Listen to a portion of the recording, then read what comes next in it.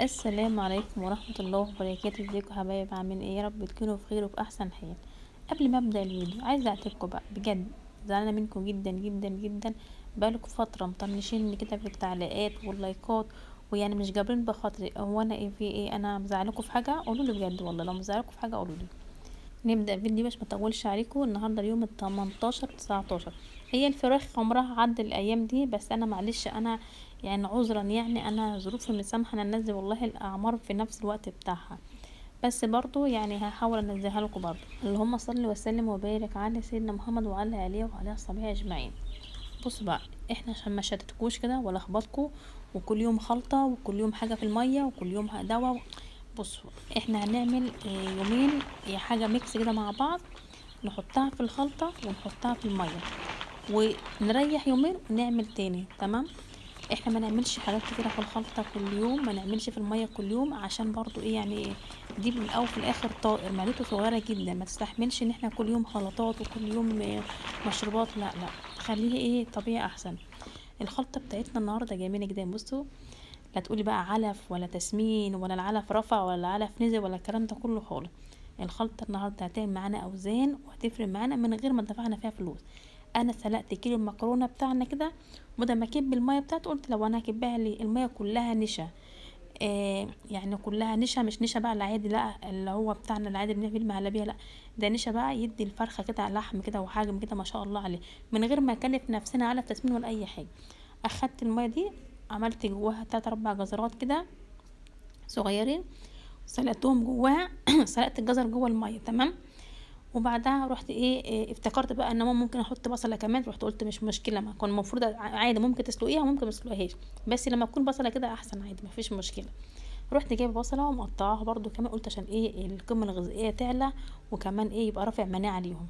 يعني شوفي بقى، لما تحطي جزر وتحطي بصل في الميه دي، الجزر يعني عايزه اقول لك فتح شهيه، مقوي المناعه، كمان لو في اي اسهالات ولا حاجه عند الطيور عندك. بص عشان نبقى واضحين مع بعض كده، يعني ما فيش حد مربي فراخ حتى لو محصنها ومنضفه عامل كل حاجه يبقى في فرخه ولا اتنين كده بيبقى عاملين اسهال بسيط.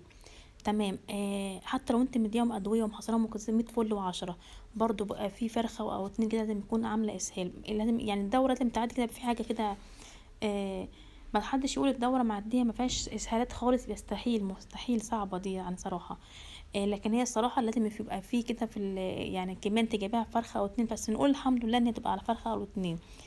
ميه المكرونه دي، يعني ميه المكرونه فيها نشا، الجزر، الاتنين دول هيبقوا ميكس حلو قوي لاي سلات او اي مشاكل، غير ان هم يقووا المناعه، غير ان هم يزودوا الحجم ويزودوا وزننا وكل حاجه، هيربطوا بطنهم لو في اي سلات.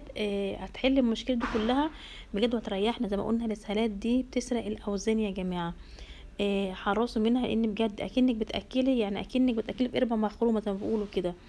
اللهم صل وسلم وبارك على سيدنا محمد. المشروب ده بقى هنعصره في الخليط كويس جدا، فطبعا مش هيبقى مصفي قوي يعني، فهنصفيه بقى في المصفى كده، عشان ناخد اللي احنا هنصفيه ده اللي هو الحاجه الخشنه دي هنحطها على الاكل، والمشروب ده هنحطه في الميه.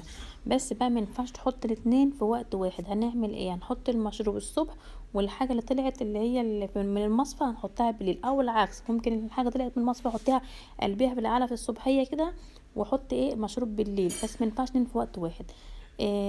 اللهم صل وسلم وبارك على سيدنا محمد. مهما كان يعني الطائر ده معدته صغيره جدا، فبلاش نهدرها كده ونتعبها، لا خليها كده مره يشرب مشروب، مره نعمل له خلطه كده مش مشكله، لكن ما تضغطيش عليه قوي عشان ما تقلبش معانا نتيجه عكسيه.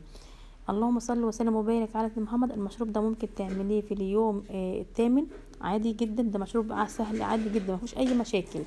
ده بصل، جزر، نشا، احنا كده كده بنستعمل نشا من يوم التاني والتالت عادي.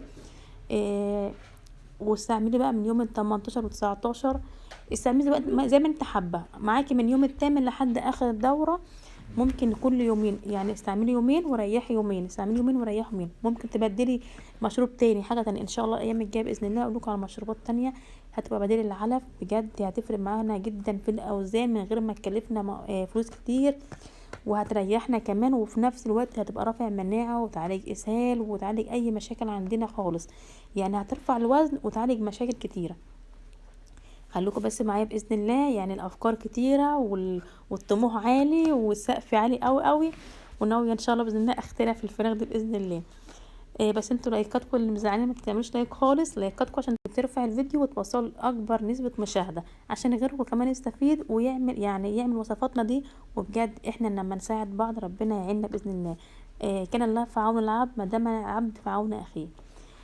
المشروب ده بجد عجبني جدا جدا وريحنا. عايزه اقول لكم بسم الله ما شاء الله ما بارك، حطوا للفراخ ما عادش عندها. انا بعمل لهم مشروب كل 8 ساعات، يعني مره الف د ه، مره املاح معدنيه، مره رافع مناعه لامونانتي ان، مره مشروب الخل بس، مره احط كزبره وكمون، مره شيح، يعني مهيصاهم اخر تهيص. المشروب ده برضو من ضمن مره المط، يعني 8 ساعات في اليوم، ما كترش عن 8 ساعات وكفايه عليك ده قوي. زي ما قلت لكم هتحط فيه شويه كزبره، تحط فيه شويه كمون، تعصري عليها ليمون حبه مفيش مشكله. عادي ممكن تحط كمان معلقه عسل، بس معلقه عسل صغيره على المشروب ده. بص هيفرق جدا والله العظيم بجد. معلقه شاي عسل صغيره جدا، يعني ما نكترش عشان العسل بيعمل اسهال. تمام. بس انا حابه ان احطه مع المشروب ده عشان ما يعرفش يعمل اسهال للفراخ. تمام. بجد المشروب ده يفرق جدا في الوزن، جربوه مش تندموا. مفيهوش اي مشاكل، ما تقلقوش، احنا مش عاملين حاجه غلط، ده كلها حاجات مكونات من الطبيعه وحاجات جميله من خير ربنا وخير اراضينا. احنا بنحط علف مش عارفين دنيته ايه العلف، بقى كله سموم. نسبه السموم كل مدى انتاج العلف بيبقى نسبه السموم فيه بتزيد. فالحاجات دي هتساعدنا ان احنا نتجنب سموم العلف. متنسيش مضاد السموم من يوم ال18 كل يوم لحد اخر الدوره. مضاد السموم من يوم الثامن مرتين في الاسبوع، اما بعد اليوم ال18 كل يوم، عشان نتجنب اي مشاكل للدوره بتاعتنا وتعدي على خير باذن الله، تبقى احلى دوره وباذن الله تبقى احلى اوزان. اللهم صل وسلم وبارك على سيدنا محمد. الفيديو النهارده سهل جدا وبسيط خالص، مرضتش اطول عليكم عشان انتوا اصلا مزعلني ومعرفش في ايه الحكايه بالظبط.